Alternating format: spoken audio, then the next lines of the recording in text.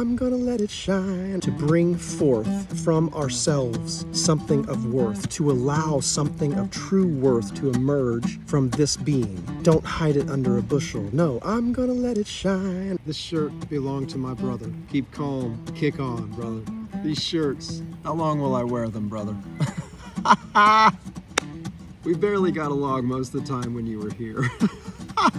We kept coming back to one another, always, almost always. We tried one last time at the end. It was a good try. My brother was in Denver. He was in a lot of pain, deep state of suffering, sickness, resentment, and anger, hurt, just deeply wounded, deeply hurt. I was with him for a month. And when we said goodbye, we hugged and we said, I love you, brother, both of us, to one another. Keep calm and kick on. We have some kind of responsibility to see greatness emerge. And for some of us, we may come to this place where we encounter our need for that greatness in such a deep way that we devote ourselves entirely. We understand as the one we have called Jesus, as he said, I didn't come for the well.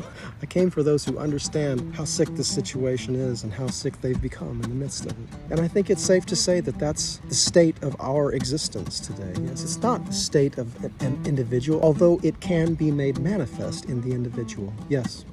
We cannot be victimized by this world. We cannot think of this place as something that's doing something to us, or those other people as some people who are doing something terrible to us. We must see through the suffering of the binary, the knowledge of good and evil, the zeros, the ones, the goods, the bads, the rights, the wrongs, cowboys and Indians. We must see through this illusion and into that infinite, eternal non-space, the stillness, the absolute, the singularity, the perfect, that place where all of our abstract words come from in our symbolic language. That great intelligence which we are discovering in the midst of our craftiness, of our cleverness, that which the Native Americans, some of them called the Wetiko spirit in the European colonizers, that spirit that just could not be satiated, that one that just could not get enough no matter how much it had. Disconnection with nature, believing oneself to be separate from nature, with an order to somehow take a violent dominion over all that is. Yeah, common knowledge, right? We all know this story. Will we allow that greatness? Yes. It is the only path. This lifetime or the next. This is what it means to be fearless, yes? And maybe we just grasp it in just moments. We understand. An elevated state of consciousness, some would say. That's okay.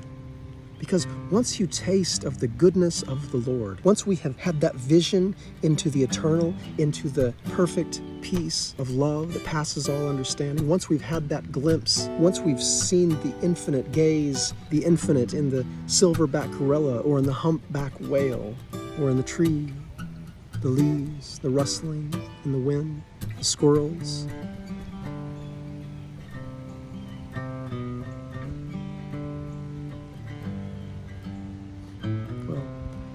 there's nowhere we can run.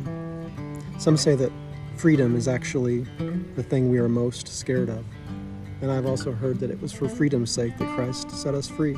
I want to know the Christ, the power of his resurrection, the fellowship of sharing in his suffering, becoming like him in his death. So somehow to receive a resurrection from the dead. It's like a seed that falls into the ground and dies and is reborn. It's like a butterfly who goes into an unimagined state, must be reimagined by the imaginal cells, yes, making peace with our finite nature as individual manifestations of consciousness, releasing the control that seems to come with the suffering individual, overcoming the illusion of the separate self. This, I understand, is the gift we have received. Some call it salvation. Blackbird singing in the dead of night.